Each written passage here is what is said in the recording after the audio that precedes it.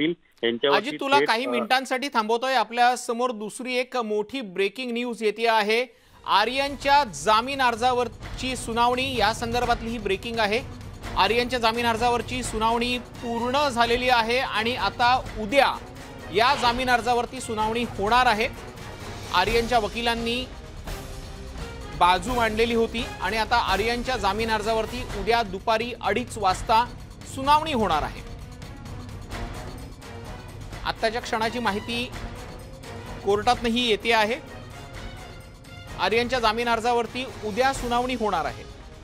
पुन्हा एकदा मी येतोय अजित मांढरेकडे। अजित, आपण पाहिलं कोर्टात जी सुनावणी सुरू होती, या सुनावणीमध्ये 2 प्रकार पाहायला मिळाले। म्हणजे मुकुल रोहतगींनी जी बाजू मांडली तो आर्यन कसा निर्दोष आहे हे त्यांनी सिद्ध करण्याचा प्रयत्न केला, आणि सतीश माने शिंदेंकडनं जी बाजू मांडली गेली त्यावरती आरोप प्रत्यारोप झालेले आहेत। सतीश माने शिंदेंनी एक मोठा आरोप केलेला आहे, आर्यनकडे काहीच सापडलं नाहीये, फक्त आणि फक्त तो शाहरुख खानचा मुलगा आहे, हाय प्रोफाईल केस आहे म्हणून त्याला अडकवलं आलं। जर हा सर्वसामान्य घरातला मुलगा असता तर हे प्रकरण इतकं वाढलं नसतं। अगदी बरोबर आहे। हा युक्तिवाद जो आहे तो न्यायालयामध्ये करण्यात आलेला आहे आणि त्यांचं जे म्हणणं आहे त्यानुसार ज्या पद्धतीनं सुरुवातीपासूनच हा युक्तिवाद जो मुंबई सत्र न्यायालयात सुरू होता तोच या ठिकाणी करण्यात आलेला आहे। सुरुवातीपासून आर्यनच्या वकिलांचं हेच म्हणणं आहे की त्याच्याकडे कोणत्याही प्रकारचे अंमली पदार्थ मिळालेले नाहीयेत। त्याच्या बरोबर असलेल्या अरबाज मर्चंट याच्या बुटामध्ये अंमली पदार्थ मिळालेले आहेत।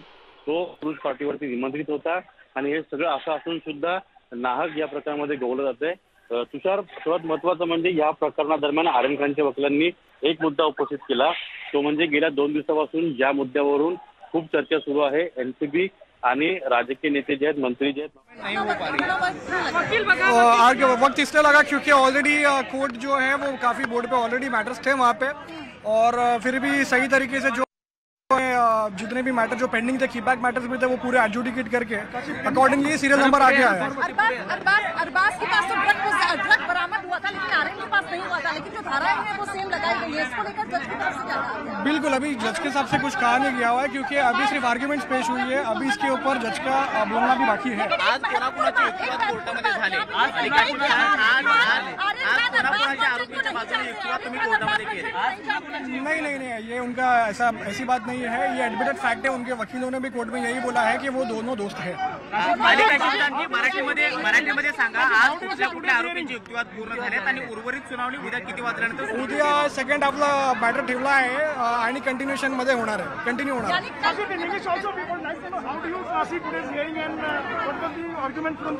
See, the arguments are done on the part of accused number 1 and accused number 2. Half arguments are done. The matter is further kept for hearing at 2:30 p.m. So what was the basic line of the argument according to you? कल बिल्कुल रखा गया है इसको। What was the basic line of argument according to you? See, the basic line of argument is simple, that there is no part of conspiracy, because if there is conspiracy, then they should have provoked and invoked that since day 1. That is the day of arrest. There one more objection was raised that matter has been listed out of the turn, and there are so many people languishing in jail, and still their matters are not being listed. What was court's view on that objection and that intervention? No. The court simply said like it was a verbal conversation, and the court said that if you want, I will hear you as well.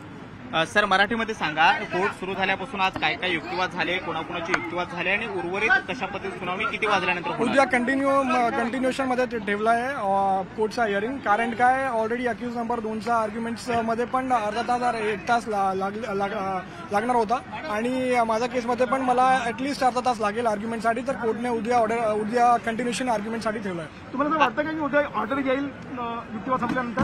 Hopeful, आम्ही hopeful आहोत। काशिद, क्या आपको लगता है कि कल सबकी argument सब खत्म हो जाएंगी, कि आधी आर्गुमेंट अरबाज की बची, आपकी पूरी आर्गुमेंट बची? उम्मीद है पूरी कि कल सबकी आर्गुमेंट्स खत्म हो जाएगी, ऐसी उम्मीद है, लेकिन अभी देखते हैं, वो कोर्ट पर डिपेंड करता है। कोर्ट के 2 ही दिन बचे हैं, कल के बाद जब कोर्ट ऑर्डर दे सकता है या फिर दिवाली वेकेशन से पहले? बिल्कुल नहीं, हमारे पास वक्त है। ऑलरेडी कोर्ट ने कल के लिए इसको फिक्स हियरिंग रखा हुआ है सेकंड हाफ में, और हमें पूरी उम्मीद है कि जो भी ऑर्डर है पॉजिटिव या नेगेटिव जो भी है वो फ्राइडे से पहले आ जाए, ऐसी उम्मीद है।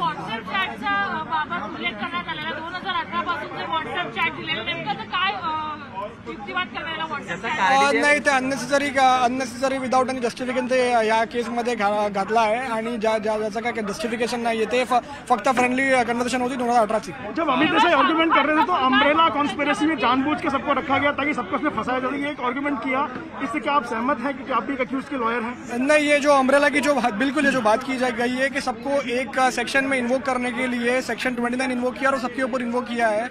इनफैक्ट उनकी खुद की इन्वेस्टिगेशन में ये चीज़ अभी तक प्रूव नहीं हुई है कौन किससे कनेक्टेड है, क्योंकि आप अगर कॉन्स्पिरेसी बोलते हो तो आपको ये दिखाना पड़ेगा कि सब इक्वली कनेक्टेड है। यहाँ पे जब कितने लोग कॉन्टैक्ट में नहीं है तो फिर वो कनेक्टेड कैसे होगा? क्या स्मॉल क्वांटिटी या इंटरमीडिएट क्वांटिटी को कमर्शियल क्वांटिटी बनाने के लिए भी हो सकता है आपको लगता है? बिल्कुल बिल्कुल, हमारा तो बोलना ही शुरू से यही है कि स्मॉल क्वांटिटी के केसेस में सीएमएम कोर्ट के पास पावर होता है ट्रायल चलाने का, लेकिन इस केस के अंदर ऐसा कर दिया है कि सीएमएम कोर्ट के पास से इसको मेंटेनेबिलिटी का इशू आ गया इसी वजह से, क्योंकि स्मॉल क्वांटिटी को कमर्शियल क्वांटिटी से और इंटरमीडिएट क्वांटिटी से इक्वल करके सेक्शन 29 इन्वोक करके इसको सीएमएम कोर्ट के ज्युरिसडिक्शन से बाहर निकाल गया। मुकुल रोहतगी यांनी एक महत्त्वाचा मुद्दा उपस्थित केला, कारण ज्या व्हॉट्सअप चॅटच्या आधारे वारंवार एनसीबी कडून जामीन अर्जाला विरोध केला गेला त्या प्रकरणाचा आणि क्रूजच्या प्रकरणाचा संबंध नाही, असा एक महत्त्वाचा तर याला जोडून जो आरोपी बाहेरनं 17वा अटक करण्यात आलेला आहे, त्याच्या घरातनं अटक केला होता, त्याचा या प्रकरणाशी संबंध नव्हता, याबाबत काय सांगा? कोणता आरोपीचा? जो 17वा आरोपी 17 अच्युत कुमारचा हो, ते एनसीबीचा असं बोलणं आहे ॲलिगेशन मध्ये त्यांचा पंचनामामध्ये की त्याचा घरी गेला होता पवईमध्ये आणि अटक केला,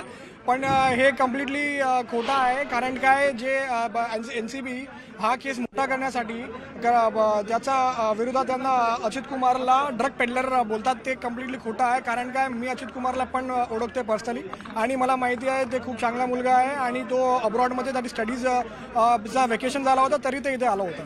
पोकर गेम्स के माध्यम से टच में थे आर्यन खान और ऑनलाइन गेमिंग के बारे में काफी चर्चा हुई कि ऑनलाइन गेमिंग किस तरीके से एक दूसरे को जोड़ रही है और ये माइंड गेम होते हैं, स्किल गेम्स होते हैं और पोकर गेम्स उसका एक हिस्सा है। तो ये पोकर गेम्स और आर्यन का जो संबंध दिखाया गया अच्युत कुमार से, उसके बारे में आपको क्या लगता है? नहीं, वो जो उनके काउंसिल था उन्होंने सिर्फ एग्जांपल सबमिशन दिया है कि इस गेम्स को लेके काफ़ी कुछ सुप्रीम कोर्ट में उन्होंने भी फाइट किया हुआ है और उस बेसिस पे एक वो फॉर्मल सबमिशन था, बस informal submission I would say. काशीचे हे संपूर्ण आपण प्रकरण पाहिलं तर शाहरुख खानचा मुलगा आहे म्हणून हे प्रकरण उचलून धरलं जात आहे।